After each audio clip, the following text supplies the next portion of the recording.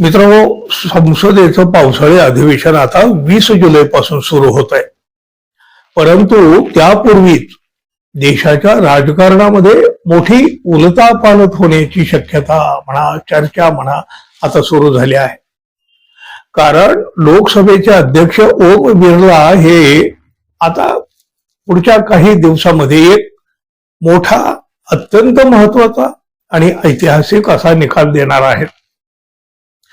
देशाच्या राजकारणामध्ये मोठी पक्षांतर घडवून आणली जात आहेत, नेते फोडले जात आहेत, आमदार खासदार जे काही सुरू आहे आपण पाहतो. अनेक नेत्यांच्या कपाळावर गद्दारीचा शिक्का सुद्धा मारला जात आहे. सगळ्यात कायदा कानून अडगळीत फेकून दिला गेला आहे अशी जनभावना तयार झालेली आहे. उद्धव ठाकरे यांचे शिवसेनेचे 6 खासदार फोडले, हे 6 आणि पश्चिम बंगालमधील तृणमूल काँग्रेसचे 20 असे 26 खासदार आता फोडले गेलेले आहेत. आणि त्यांच्याच भवितव्याचा फैसला आता लोकसभा अध्यक्षांच्या हाती आहे.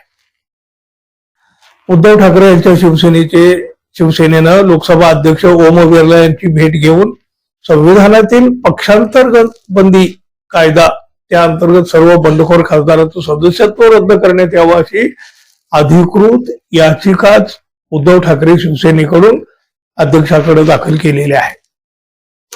उद्धव ठाकरे शिवसेनेच्या मते नियमानुसार जर खासदारांना दुसऱ्या पक्षामध्ये विलीन व्हायचं असेल तर तसा मूळ निर्णय पक्षाने घेणं गरजेचं आहे आणि नंतर त्याला 2/3 खासदारांचं समर्थन लागतं. इथं मूळ पक्ष जागेवरच आहे, केवळ खासदारांनी बंड केलेला आहे. त्यामुळं हा गट बदल हा पक्षांतर बंदीच्या कायद्याअंतर्गत येतो आणि ते खासदार पात्र ठरण्याला पात्र आहेत. शिंदे गटात सामील झालेल्या खासदारांच्या मते ठाकरे गटाकडे लोकसभेमध्ये एकूण 9 खासदार होते, त्यापैकी 6 खासदारांनी एकत्र येऊन हा निर्णय घेतला आहे. ही संख्या एकूण संख्या बळाच्या 2/3 इतकी होत असल्यामुळं आमचा दुसऱ्या पक्षात झालेला प्रवेश पूर्णपणे वैध आहे. त्यामुळे आमच्यावर अपात्रतेची कारवाई होऊ शकत नाही, त्यांचा दावा शिंदे गटाचा. भारतीय संविधानाच्या 10व्या अनुसूचीतील पक्षांतर बंदी कायद्यानुसार खासदारांच्या पात्रतेचा किंवा मग अपात्रतेचा अंतिम निर्णय घेण्याचे सर्वोच्च अधिकार लोकसभा अध्यक्षांना आहेत.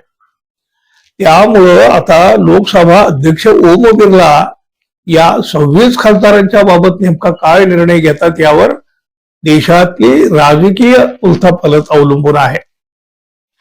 उद्धव ठाकरे शिवसेनेच्या आणि तृणमूल काँग्रेसच्या यांनी केलेला जो दावा आहे, लोकसभा अध्यक्षांनी कायदेशीररित्या हा दावा मान्य केला तर 26 बंडखोरांना आपली खासदारकी गमवावी लागू शकते आणि हा त्यांच्यासाठी मोठा धक्का असेल. शिवाय सध्या सुरू असलेल्या अनैतिक राजकारणासाठी ही मोठी चपराक असेल. फुटीर खासदार आणि यांनी केलेला जो दावा आहे तो कायदेशीररित्या तसा परिपूर्ण नाही. आपला बचाव करण्यासाठी ते कायद्यातल्या अर्ध्याच ओळी सांगत आहेत, पण कायद्याचे घटनेचे अभ्यासक मात्र कायदेशीररित्या हे खासदार अपात्र ठरतात असं सांगत आहेत. पण बघा, महाराष्ट्रातले 50 खासदार फुटले तेव्हाही घटनेचे अभ्यासक आणि कायदा हेच सांगत होता. विधानसभा अध्यक्षांनी दिलेला निर्णय मात्र वेगळा होता. आता लोकसभा अध्यक्ष काय निर्णय देत आहेत हे पाहणं अत्यंत महत्वाचं असणार आहे. देशाचं लक्ष या निर्णयाकडे लागलेलं आहे. पाहूया आता कायद्याचा अर्थ नेमका कसा लावला जातोय आणि हे 26 खासदार पात्र ठरतात की अपात्र. मित्रांनो, धन्यवाद. पुन्हा भेटू. नमस्कार.